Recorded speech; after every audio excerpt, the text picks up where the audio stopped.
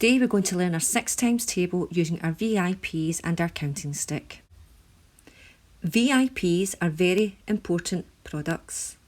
These are numbers that we use as the foundations for building our knowledge of our times table. The numbers 2, 4, 5 and 10 are our VIPs, and if we can multiply them by any number, then we can build our understanding and our recall of any times table. On the image in front of you, you will see we have our counting stick. We have our stations from 1 to 12.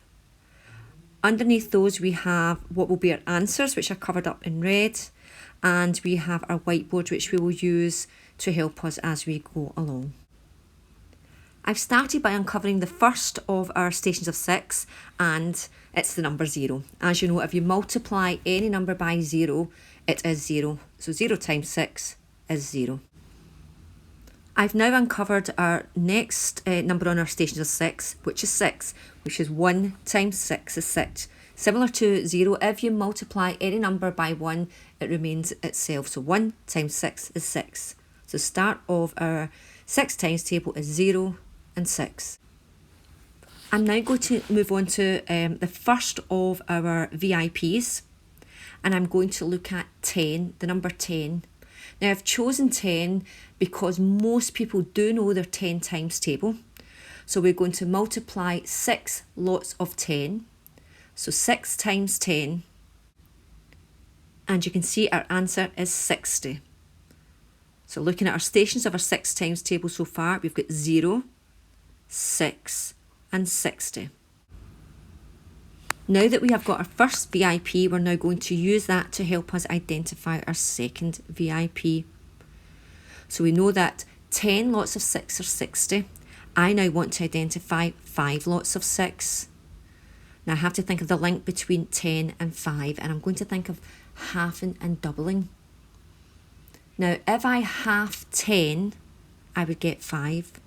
So using that same principle, I'm going to half the answer of 10 times 6 to identify 5 times 6. So half of 10 times 6, and our answer is 30. So far we've identified 2 of our VIPs, which are our foundation stones. And let's look at the stations we've got so far. We've got 0, 6, 30 and 60. My next VIP I want to find out is 2 times 6. Now there's 2 ways I can find this out. I can either look at 1 times 6, which is 6, and I know if I double 1, I get 2. So using the principles we used earlier, I can double 6 to find out 2 times 6. Or I might actually know my 2 times table, because this is one of the times tables we learn very early on. So I can either look at 1 times 6 and double the answer, or I might already know what 2 times 6 is. So my answer to 2 times 6 is 12. I now have 3 out of the 4 VIPs. So let's look at the stations we've got now. We've got 0, 6, 12, 30 and 60. Now we're going to find our final VIP, and then we'll use these to help us fill in the rest of our 6 times table. Now my final VIP that I want to find is 4 lots of 6, 4 times 6. And I'm going to look at the information I've got already.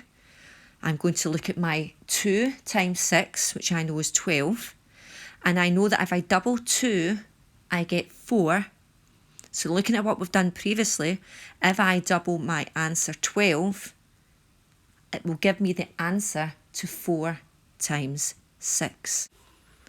Now, if you find it difficult doubling 12, you can look at partitioning your numbers. So you can partition your 12 into a 10 and a 2. And that way you can add 2 10s together, which 10 and 10 is 20.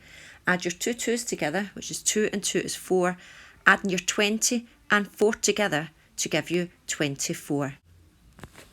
Now that we have identified all of our VIPs, we are going to use these to help us build our knowledge of our 6 times table.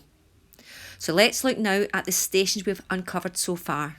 0, 6, 12, 24, 30 and 60.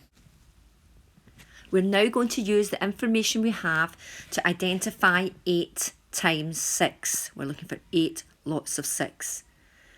Now, based on what we know so far, we know what 4 times 6 is. And if we double 4, we would get 8.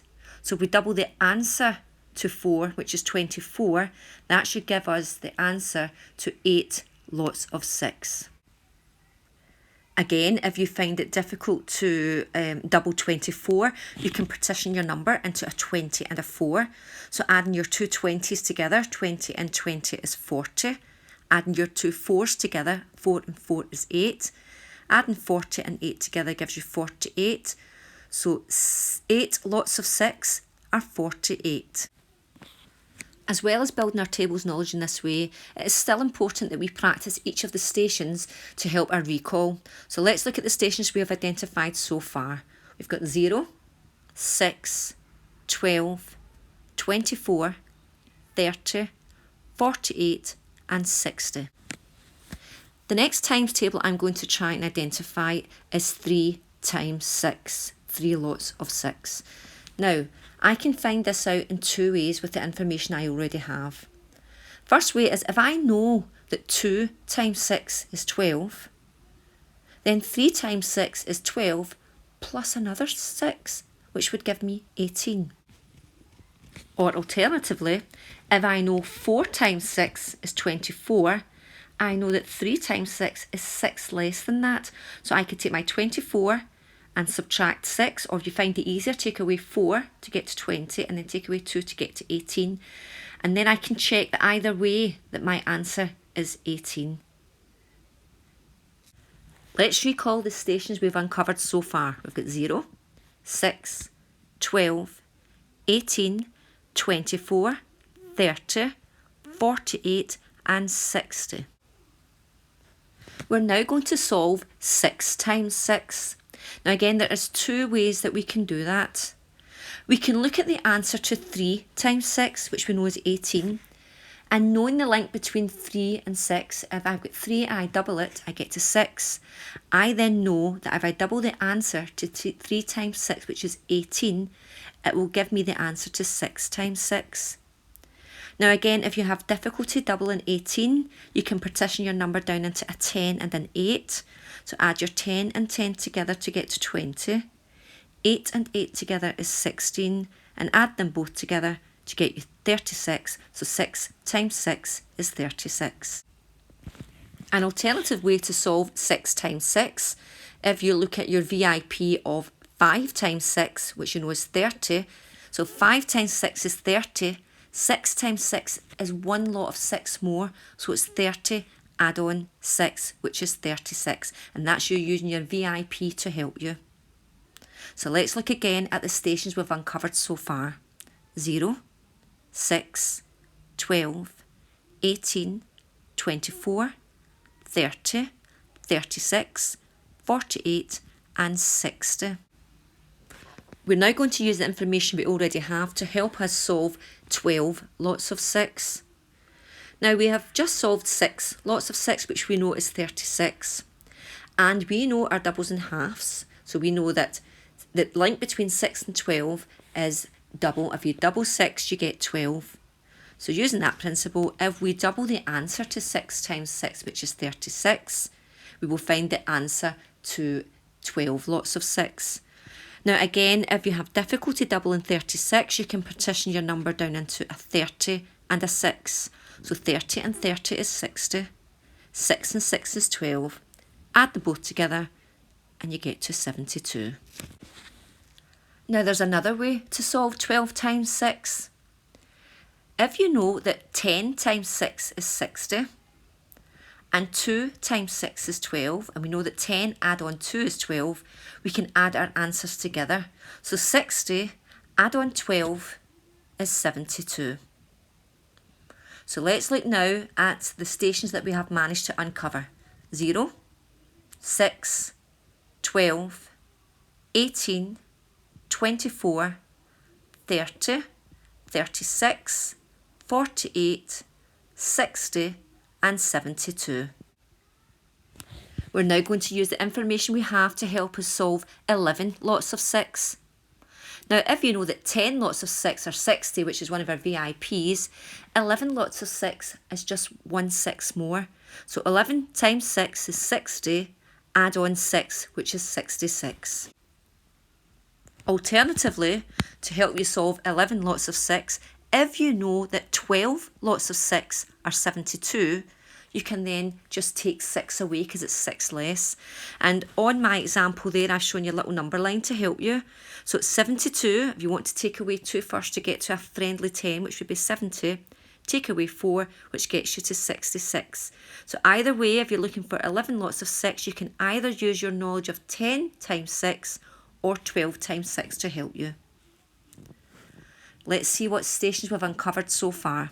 0, 6, 12, 18, 24, 30, 36, 48, 60, 66 and 72.